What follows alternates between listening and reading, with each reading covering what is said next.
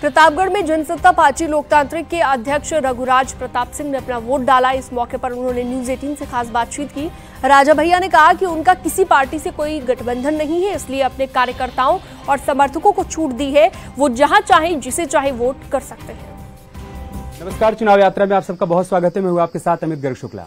आज हमारे साथ हैं कुंडा विधानसभा सीट से 7 बार के विधायक जनसत्ता दल पार्टी के अध्यक्ष राजा भैया। राजा भैया, बहुत स्वागत है आपका। मैं पहला सवाल आपसे यही कर लेता हूं कि इस बार कुंडा में, प्रतापगढ़ में, कौशाम्बी में हवा का रुख किधर है? प्रत्याशी के प्रति एंटी इनकम्बेंसी है जो सिटिंग एमपी हैं।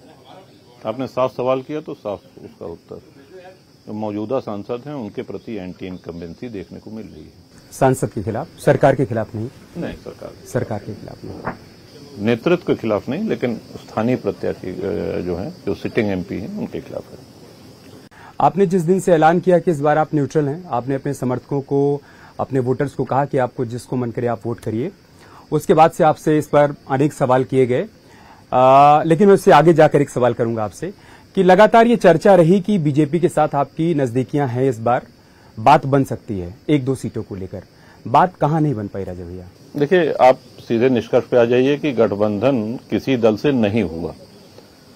अब जब नहीं हुआ तो हमने प्रत्याशी भी नहीं लड़ाया। अब सारे कार्यकर्ता, समर्थक, शुभचिंतक और प्रदेश भर के, वो बराबर उनका एक प्रश्न था कि अब हम किसके साथ जाएं, किसको समर्थन करें। तो एक कार्यकर्ता महासम्मेलन के माध्यम से सबकी राय जानने के बाद हमने ये कहा कि आप स्वेच्छा से जिसको चाहें उसको मतदान करें। तो अब लोग स्वेच्छा से मतदान कर रहे हैं। मतदान शांतिपूर्ण चल रहा है, सुचारू ढंग से चल रहा है और बहुत अच्छे ढंग से चल रहा है। नहीं, चूंकि आप खुद भी बार बार इस बात का जिक्र करते हैं कि राजनीति में ऐसे विरले ही उदाहरण हैं बहुत। हाँ, जब किसी पार्टी के अध्यक्ष ने कहा हो कि अब आप लोग तय कर लीजिए कि कौन सा रास्ता आपको चुनना है, तो ऐसी क्या परिस्थितियां बन गई कि हमने बताया ना परिस्थिति, न किसी से गठबंधन और न हमने प्रत्याशी लड़ाया। और हमारे लिए प्रसन्नता की बात यह है कि ये निर्णय सभी कार्यकर्ता, समर्थक, उनके द्वारा सराहा गया, उनके द्वारा पसंद किया गया।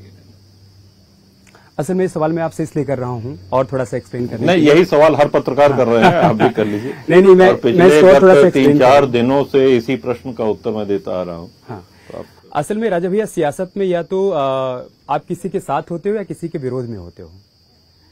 ये अपने समर्थकों को और कार्यकर्ताओं को इस मनोस्थिति में छोड़ देना कि आप ही तय करो कि आपको क्या करना है। देखिए, पहले बात ये जो आपने एक शब्द कहा छोड़ देना, उनके विवेक पर हम तो आजीवन नहीं छोड़ सकते हैं, न वो हमको आजीवन छोड़ सकते हैं।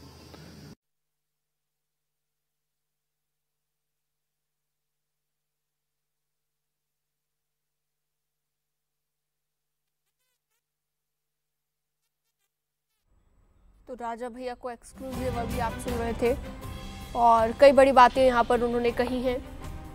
उनकी तरफ से ये भी कहा गया कि क्योंकि मेरा किसी दल के साथ कोई गठबंधन नहीं है, इसलिए मेरे जो समर्थक हैं उन्हें मैंने छूट दी हुई है कि वो जिसे चाहे वोट दे सकते हैं। नॉमिनेशन के बाद वो मुलाकात हुई थी। नॉमिनेशन के बाद हुई थी। तो क्या आप कुंडा और कौशाम्बी सीट चाहते थे पहले से? मतलब ऐसी कोई बात आपकी तरफ से रखी गई थी बीजेपी के सामने? नहीं, कुंडा तो असेंबली है, कौशाम्बी माफ कीजिएगा, प्रतापगढ़ और कौशाम्बी। हाँ, बिल्कुल हमारी इच्छा थी कि हमारा गठबंधन हो और जनसत्ता दल का प्रत्याशी यहां लड़े। नहीं हो सका, कोई बात नहीं। तो उसी को देखते हुए ये निर्णय लिया गया कि सारे समर्थक, कार्यकर्ता, क्योंकि किसी से अलायंस नहीं है और एक बड़ा दायित्व होता है अगर हम किसी के लिए वोट मांगते हैं, किसी के लिए समर्थन मांगते हैं, तो हम एकदम दायित्व मुक्त हैं, चिंता मुक्त हैं। ये प्रयास आपकी तरफ से कब शुरू किया गया? यह बातचीत कब शुरू हुई कि आपको प्रतापगढ़ और कौशाम्बी सीट मिलनी चाहिए? जब आपने राज्यसभा चुनाव के दौरान सपोर्ट किया उस दौरान? नहीं, उस दौरान में, उसके राज्यसभा के बाद है। और राज्यसभा के चुनाव में हमने कभी कोई शर्त नहीं रखी। पिछले 6-7 वर्षों से हर 2 साल पे चुनाव होता है और बिना किसी कीमत, बिना किसी शर्त, बिना किसी नखरे के बराबर भारतीय जनता पार्टी के प्रत्याशियों को वोट देते रहे। हम भी देते रहे। विनोद सरोज जो बाबागंज के विधायक हैं, उन्होंने भी।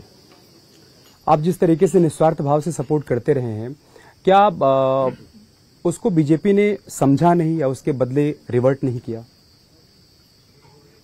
इस पे हम अभी कुछ नहीं कहना चाहेंगे, लेकिन हाँ, बड़ा अच्छा और सारगर्भित प्रश्न है आपका। लेकिन ये हम कहेंगे कि अभी इसका कोई औचित्य नहीं है। आज अभी पोलिंग हो रही है और सारे कार्यकर्ता एकजुट होकर के, अधिकांश कार्यकर्ता एक तरफ हैं, जैसा कि आपको पता ही होगा। तो हमारे लिए हमारे समर्थक, हमारे कार्यकर्ता, हमारे सहयोगी वो प्रसन्न हो, वो हमारे निर्णय से सहमत हो, ये सबसे महत्वपूर्ण बात है। मुझे बताया राजा भैया आपको वोट करने जाना है, लेकिन मैं आखिरी के 2-3 सवाल जी, बस आखिरी का एक पूछ लीजिए बस। इससे नुकसान होगा बीजेपी को, आप ये कह देंगे? देखिए, हम ये कहेंगे कि कई प्रत्याशी ऐसे हैं जिनके आचार व्यवहार से, जिनकी बोली भाषा से लोगों में आक्रोश है, और खासतौर से जब कोई चुनाव में जीत जाता है और उसका व्यवहार बदल जाता है, तो जनता जनार्दन खूब अच्छी तरीके से समझती है कि चुनाव के समय इनका क्या व्यवहार था और निर्वाचित होने के बाद। और यही कारण है, देखिए, कि कई बार भारी मतों के अंतर से जीते हुए लोग हार जाते हैं। कई बार लंबी पारी, एक ही पार्टी की बात कर रहे हैं कि एक ही पार्टी के 2 प्रत्याशी, वो उनको जनता अपना आशीर्वाद देती रहती है। तो विकास बहुत महत्वपूर्ण है, लेकिन विकास के साथ साथ ये भी है कि उस प्रत्याशी का या उस सांसद या विधायक या जो भी राजनेता है उसका आचरण कैसा है, व्यवहार कैसा है, और जनसुलभता कितनी है, अपने वोटर के साथ कनेक्ट कैसा है। क्योंकि हम सब जनप्रतिनिधि हैं, तो जनप्रतिनिधि को जनसुलभ होना चाहिए। हर समस्या जो है विकास, व्यक्तिगत बहुत सी समस्याएं होती हैं, थाना कचहरी कोतवाली, कहीं झूठा मुकदमा हुआ, तो उसमें ये लगना चाहिए कि हाँ, हमारा नेता हमारे साथ खड़ा है, हमारे साथ अगर कुछ गलत हो रहा है तो हमारा नेता हमारी रक्षा करेगा, सच्चाई के लिए आवाज उठाएगा। तो ये बड़ा महत्वपूर्ण होता है। आगे की राह क्या होगी? श्रीहरि इच्छा। अखिलेश यादव सब कोई शिकायत नहीं? कोई शिकायत नहीं, कोई मन मिल गए, कोई शिकायत नहीं। तो 27 में कोई संभावना बन सकती है साथ जाने की? देखा जाए, अभी तो भेंट का सिलसिला चलता रहेगा। उनसे मुलाकात नहीं हुई अभी तक आपकी? नहीं, इस बीच नहीं हुई। इस बीच नहीं। ठीक है राजा भैया, आपको वोट करने के लिए जाना है। बहुत बहुत धन्यवाद, आपने समय निकाला। बहुत धन्यवाद।